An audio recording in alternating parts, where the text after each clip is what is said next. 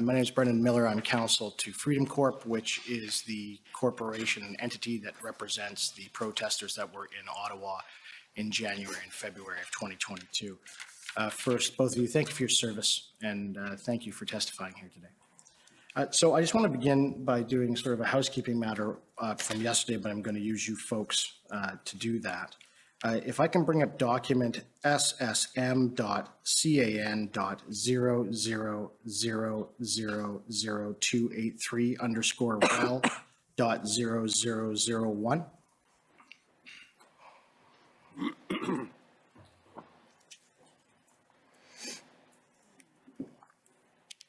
Okay. And you had said in your evidence in chief, Commissioner Lucki, that the RCMP in Ottawa also dealt with the safety, security, et cetera, for international diplomats from foreign countries. Is that fair? Okay. So yesterday we heard evidence from the Assistant Deputy Minister, Security and Emergent Management at Global Affairs Canada, and she testified that they were concerned about the security and safety of foreign diplomats in Ottawa. And this document is a February 4th email, if you can scroll down, please, from Bill McCrimmon, Deputy Director of Diplomatic Security and Outreach Programs with GAC, so Global Affairs Canada.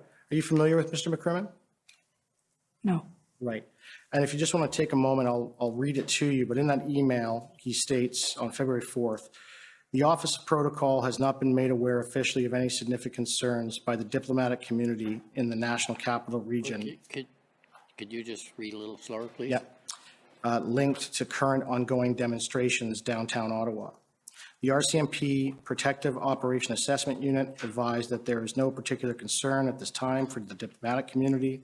Some foreign missions have requested that the RCMP conduct security assessments. However, no specific concerns have been identified.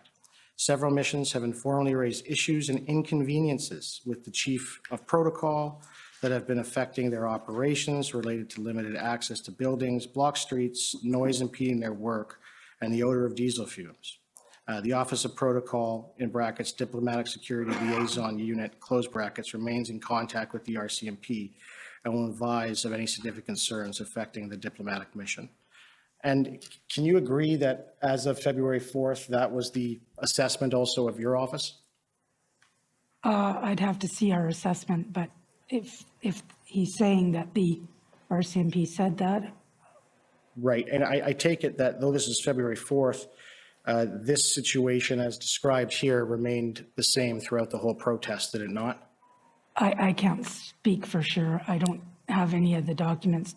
Okay, and yesterday, the Assistant Deputy Minister, she couldn't give us any other information other than a blanket statement with no evidence or information. So is it fair to say that if there was actual evidence or information? Excuse me, I don't think that that's a fair description of the evidence that was provided by the witnesses yesterday. All right, I'll rephrase it. So would you say then that you would have no more further information with respect to specifics than the Assistant Deputy Minister did yesterday?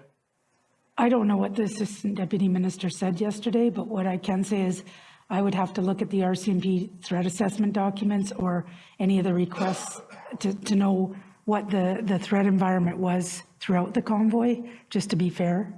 Okay.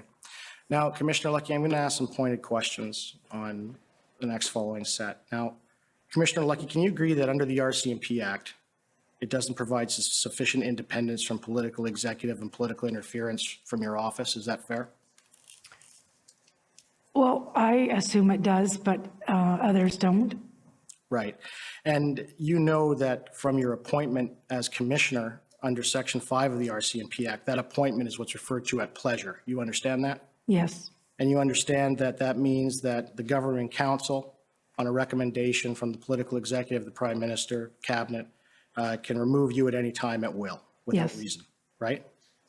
And this is different than what's referred to as an appointment of good behavior. You understand what that is? Yes, not intimately, but. And an appointment of good behavior, you at least understand, requires actual grounds of misconduct to remove you, kind of like a judge, right? You get that? Yes. Right. And for example, I take it you're aware of the former SNC Lavalin, Jody Wilson-Raybould scandal with respect to the Director of Public Prosecution Services of Canada.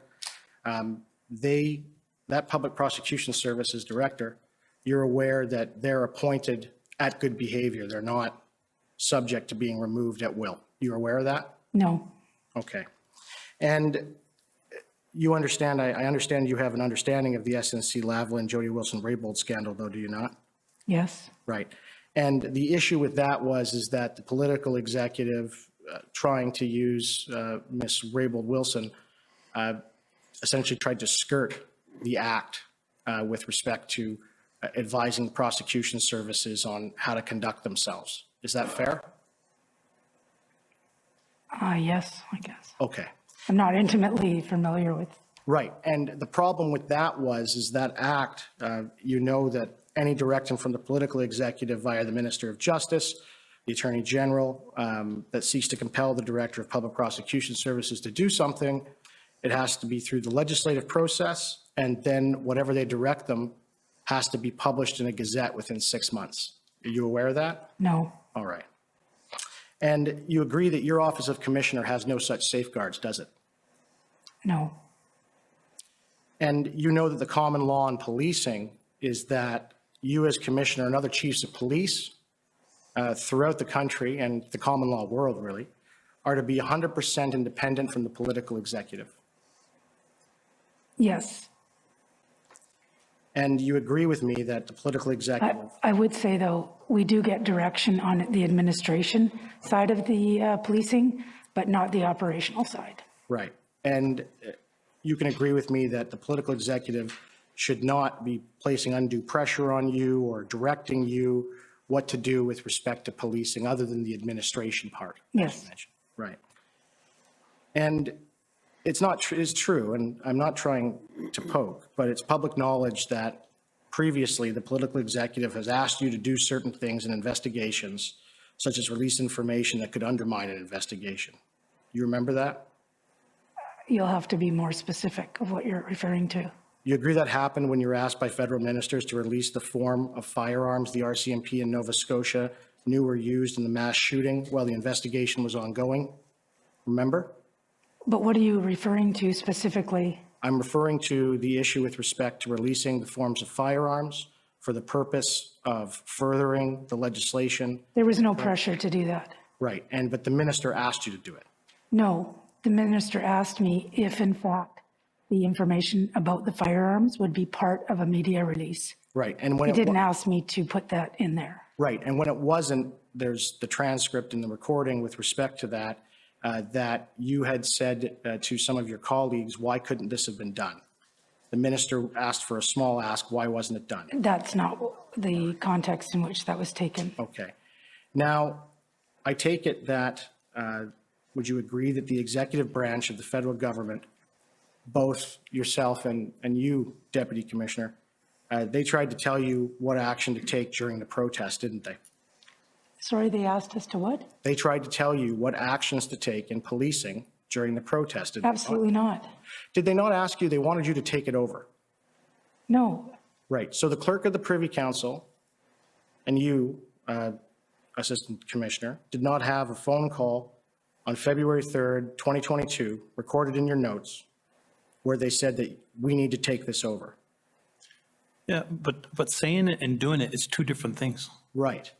Can I take you, can we please bring up document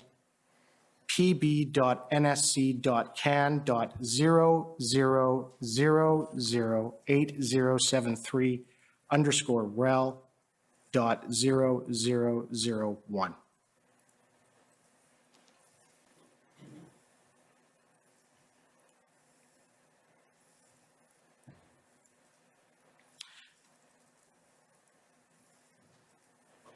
Okay. Now, this is a copy of your notes, sir. There's two copies of your notes. The one that my friends have been referring to in your summary statement, just so you're aware, that's document 8073. This is the other set, or that was document 8074. There's another set, and there's some highlighting that you've made in these notes, and I'm going to take you to it.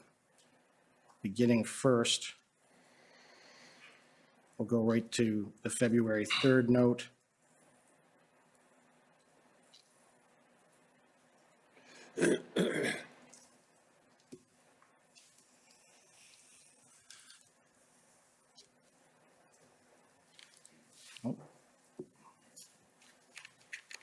Which is on, my apologies.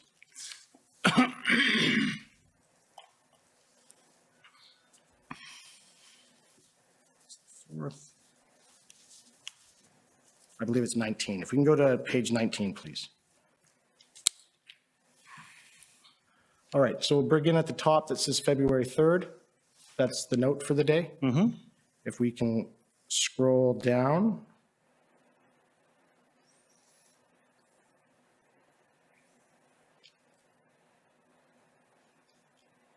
Just a second here.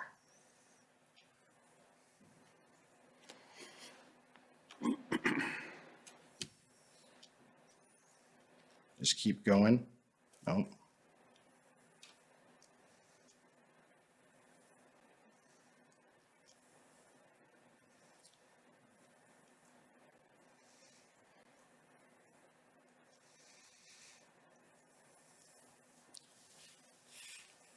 If I could just have a moment.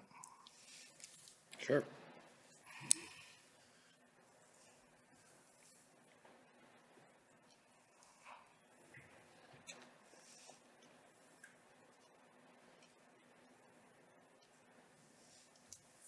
And so just for your understanding, this was the record we found that was deposited over the weekend. That's why I'm having a little trouble navigating it.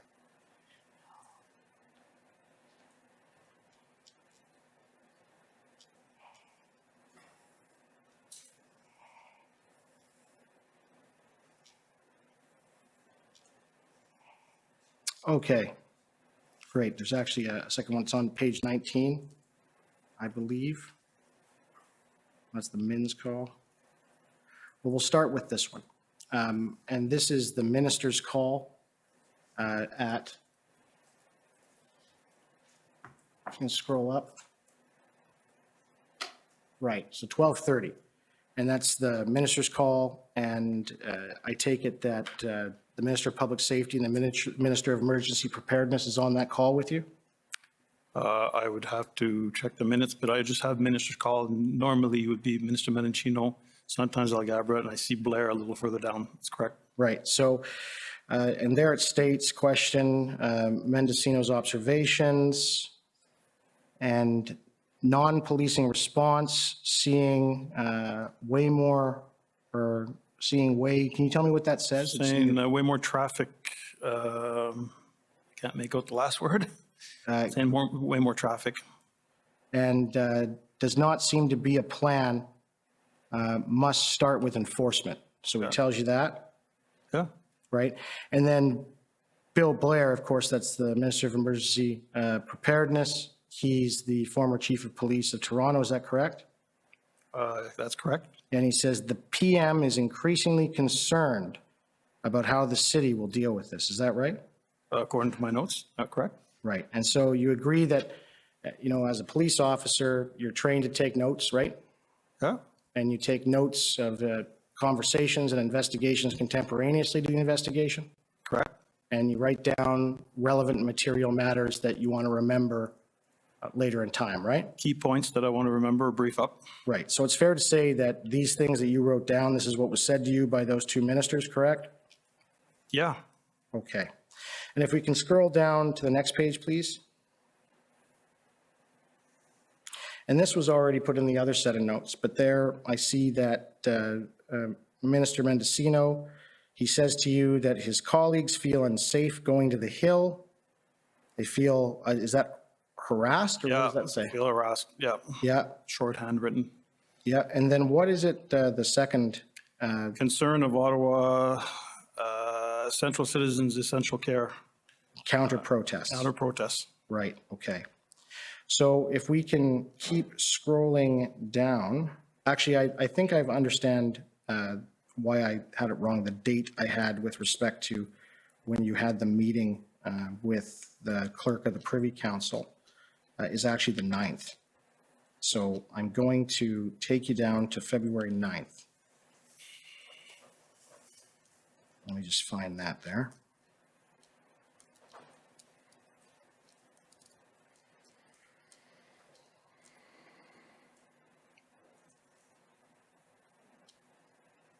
And that's 41, page 41.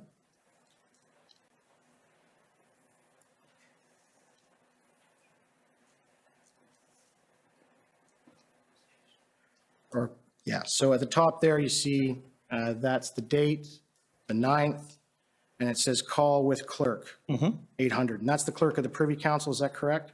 I would assume so. Right.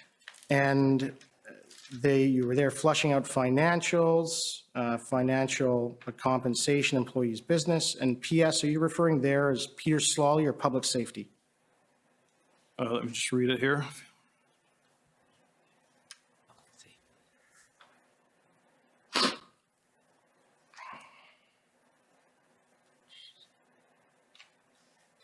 I'm not quite sure if that was public safety or Peter Slowly. Well, it I'm says, guessing if it was the clerk, it's because it's public safety. right, so feels organized. What's that word right after the period? In organized? Ambassador Bridge. Ambassador Bridge, want to just read it out for me? Feel organized, Ambassador Bridge, stretched OPP, incremental success, OPS, working at incremental, very small things. Chief, 48, 76 hours to gather the troops. Right, so at the time, at least on February 9th, I take it that you thought the OPS was doing an okay job, is that fair? Remind me of that date? That's February 9th. Not necessarily saying that they were doing a good job. Right, but they were making incremental, Well, that's what we've been shared, right. but still it was difficult to understand what those incremental gains were, or very small things that were done. And the clerk responded to you that we need to take this over. Do they know what this means? No, and I'm not quite sure. There's probably other people on the line. I just said the clerk said we need to take this over, and not necessarily speaking to me. Rarely do I brief the clerk alone. We need to take this over. Do they know what this means? And again, I think there's a lack of understanding of how it works when you're looking at jurisdiction when a comment like that is made, just like when minutes. Right. But the clerk of the Privy Council is the highest ranking civil servant in the entire federal apparatus, right? They're the equivalent in provinces as what's called the DM, the deputy minister. She answers to the prime minister and the prime minister alone, right? My understanding. And so on February 9th, she's telling you that the federal government and yourselves, the RCMP, have to take over. Okay. And then we'll scroll back up to the top, if I can. I'm just going to go through this in order. If we could go to page 11.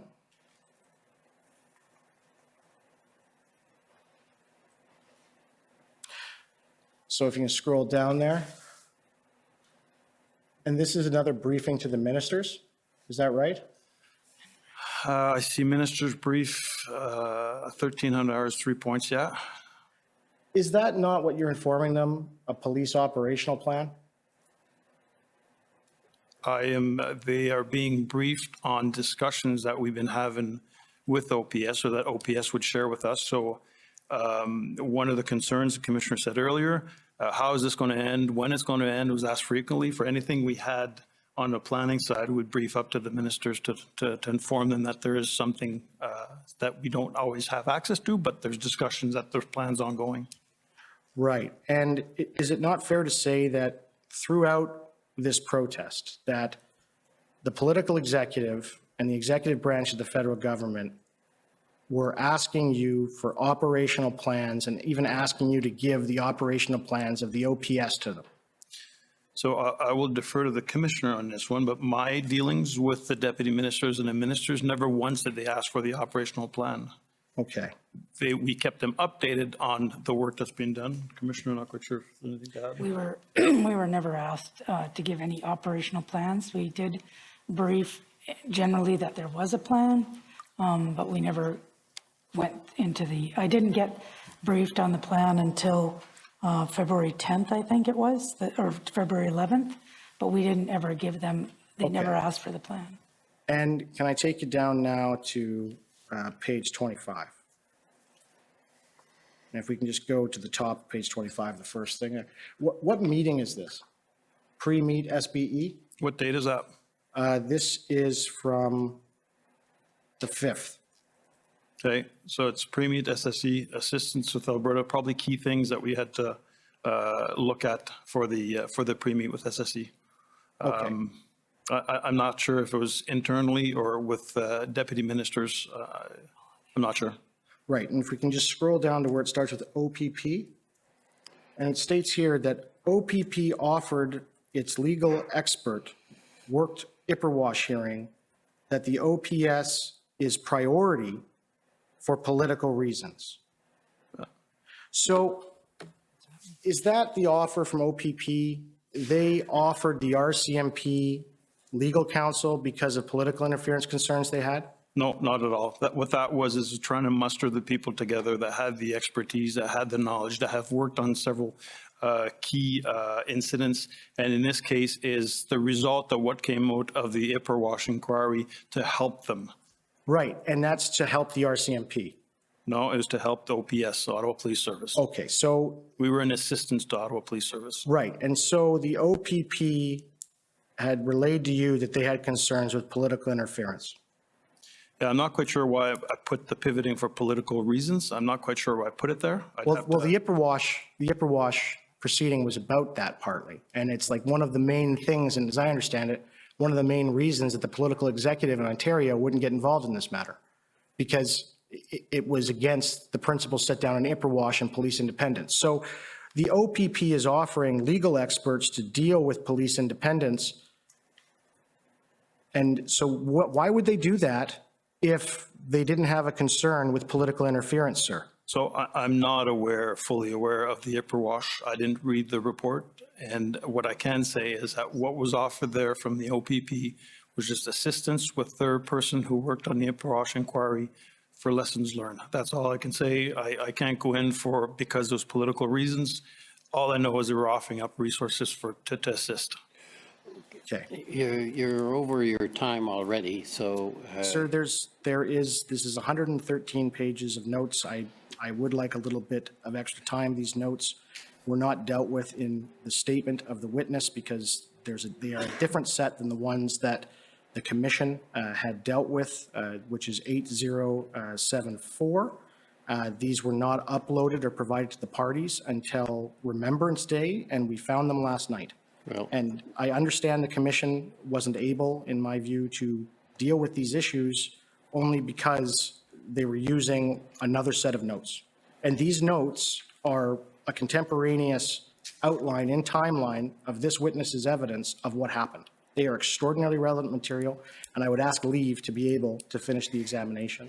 they are the same notes, I believe, as the They're other not, sir. set of notes. There's just a bit of highlighting, but it's the same text as I understand it.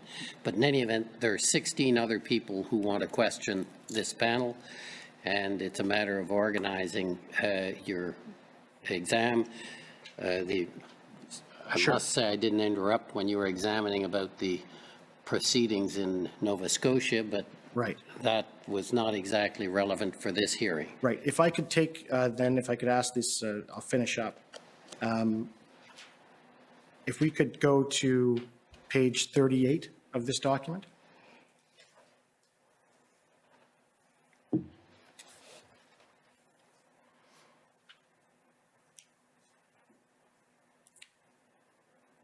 And so this is another meeting, if we can scroll down. And it says 1235 M3. I take it that's Marco Medicino, that's the minister, you call him M3? Yep. Okay. And there, he's discussing about changing the posture when it comes to provincial engagement and what OPP would contribute. And then Blair goes on that it doesn't show how the chief will essentially base it on not having a plan. In his opinion, the chief of the OPS is not going to get the resources that he requires from the province. Is that fair? Can you scroll up before that, before Minister Blair, Minister Menachino? Okay. And the question, sorry? So is he saying there to you that the plan from OPS, it is such that the chief will not receive the resources he needs from other Ontario police services? That's what he tells you? Correct. All right. And if we can scroll down to the next page, please. Who is the individual right there with CMIS? It says concentrated effort to make this country look bad, start to midterms. Who is that? Who is CMIS? Or The Minister O'Regan. Minister O'Regan. Okay. So he tells you that, I take it that the convoy and the protesters are a concentrated effort to make the country look bad? That's what I wrote down on comments that were made, yeah. Okay. And I'm almost finished, sir. If we could please go down to page 45, please.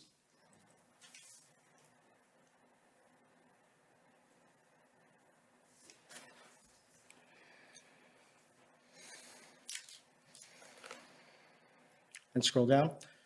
And there you highlight that the president will be calling the PM pressure to seek additional resources.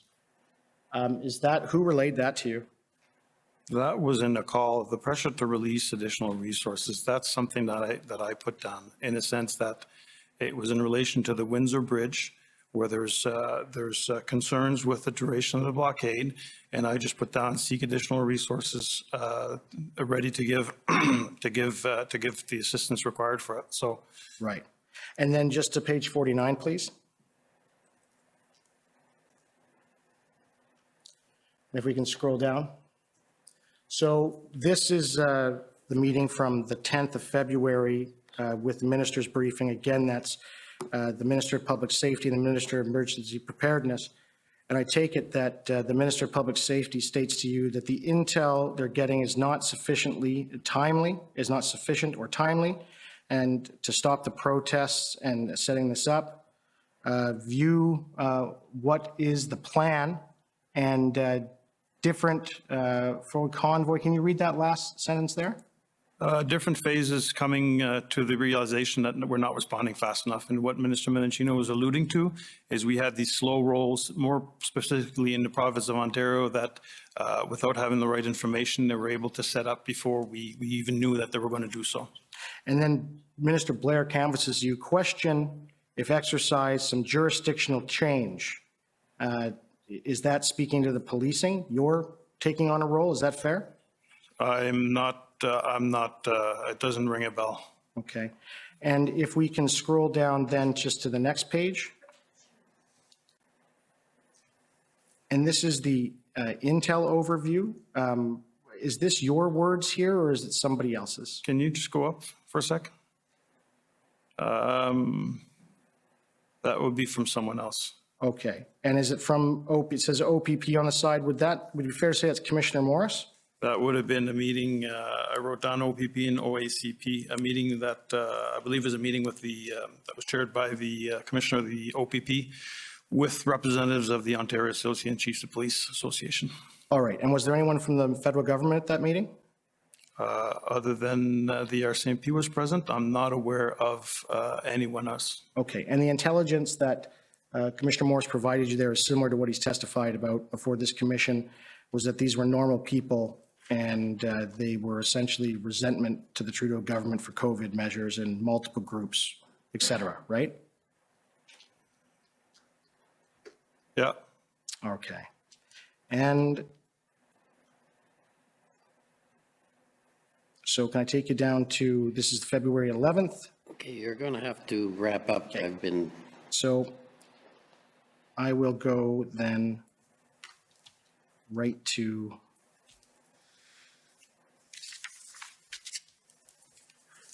if we can go to page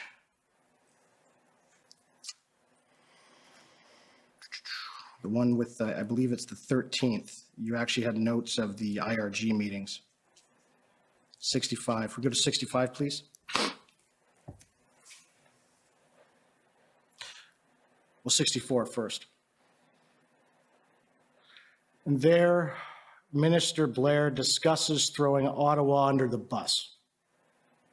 That was your note? That was my note, correct? All right. And I take it when you're saying Ottawa, he's talking about the Ottawa Police Service. Is that fair? It's not the city of Ottawa? Correct. Right. So his plan on that date is he's intending to throw Ottawa under the bus, being the OPS for any failures that have been dealt with respect to policing. Is that fair? He could have made a comment during the meeting saying that he was not satisfied with the work that's being done by Ottawa Police Service. Okay. And then can I just take you to, Most of these notes are not word for word what was said. Sometimes Right. just a quick recap of. and if I can take you up to page 62, please. And there you wrote comment PM. I take it that that's the Prime Minister. And it says regarding RCMP, they haven't done anything. Yeah, that was in reference to the overall blockades that were taken across, that was going on across the country. There was some,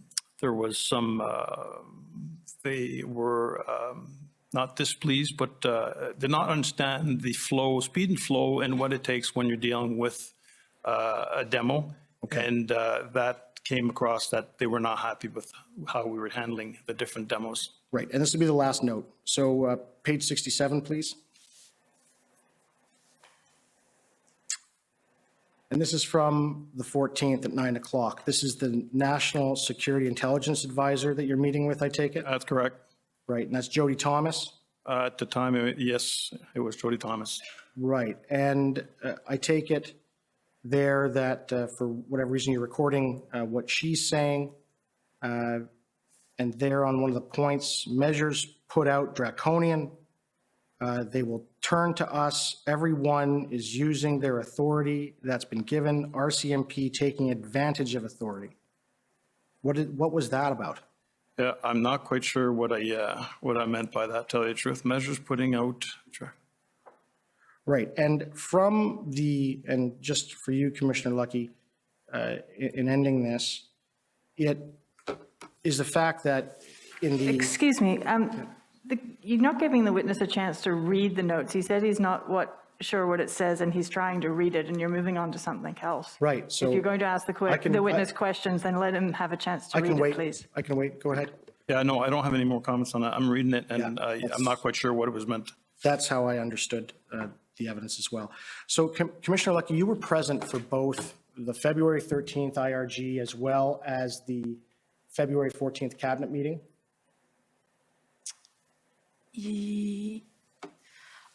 Yes, I think there was, the cabinet meeting was on the 13th. And, well, yeah, and so the IRG meeting, they, according to the text messages and the messages that we've reviewed, they never even asked you to speak.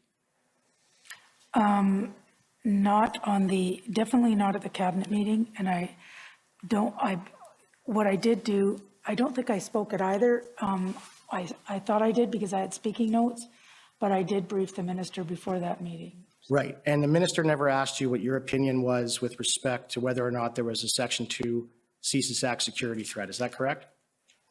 In respect to what? Whether or not there was a threat under Section 2 as defined in the CSIS Act, if there was a threat to the security of Canada. No, he would have to ask CSIS. Right, and CSIS, you're aware, told him that there wasn't. That's what I've been told. So We're if, going to have to. thank you, those are my questions. Okay, thanks.